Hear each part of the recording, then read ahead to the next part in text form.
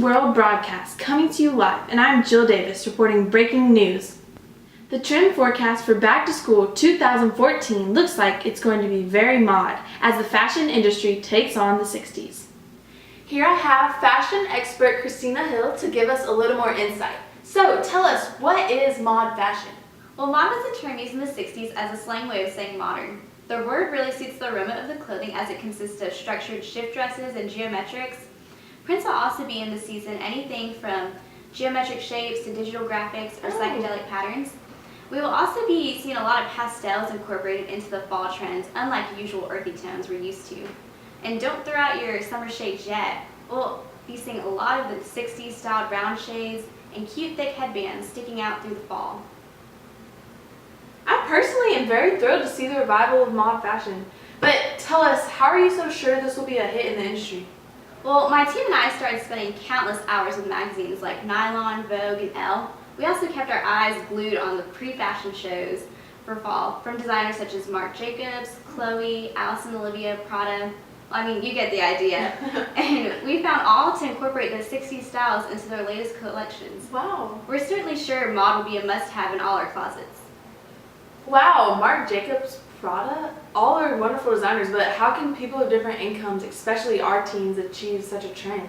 Well, I'm glad you asked. Along with researching fashion trends, my team also takes into account the demographics and psychographics of consumers. $208.7 billion worth of products were bought by teen spending, and 75% of those teens are also spending the same amount or more on shopping as they have the previous year. I mean, it seems like a lot of shopping going on, but we found that 40% of teens are also trying to save money. So needless to say, designers aren't exactly the majority's price range. Well, fashion is an ongoing industry, and regardless of race, ethnicity, income, values, people all turn towards the latest trends, doing whatever they can to keep up and putting their own takes on styling. And that's when we discovered another of the latest trends. Another trend? You mean there are more trends than just mod fashion coming up?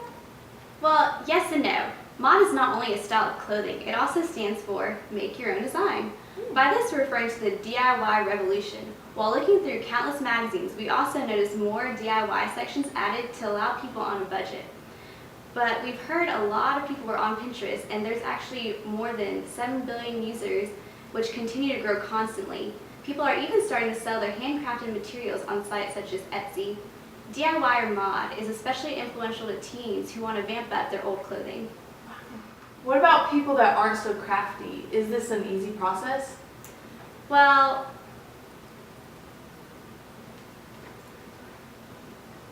okay, I'll just say it again. What about people who aren't so crafty? Is this an easy process? Oh, trust me, we aren't the craftiest people ourselves. We found a way to create something we thought anyone could do, all for under $20. First, you start off with an old plain t-shirt, or you can find some somewhere for as cheap as $5 to $7. If your shirt isn't long enough, you may also want to buy some plain fabric to attach to the bottom, which runs at about $3 a yard. For long sleeve shirts, measure out how many inches you would like to cut off the sleeves. For short sleeve shirts, cut along the seams to create a tank style, or leave the sleeves for a relaxed look. Next, cut out the neckline along the seams. We used a no-sew alternative. You can either hot glue or leave it unfastened to create the base of a shift dress.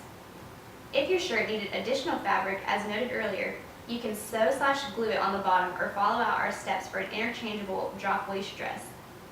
For the interchangeable drop waist, purchase double-sided Velcro, which runs at about $3 to $7.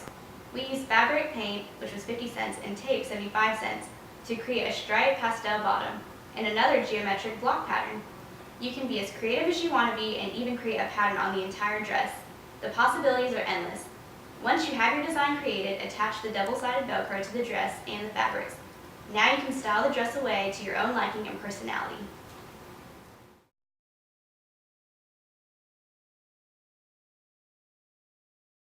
Okay, go.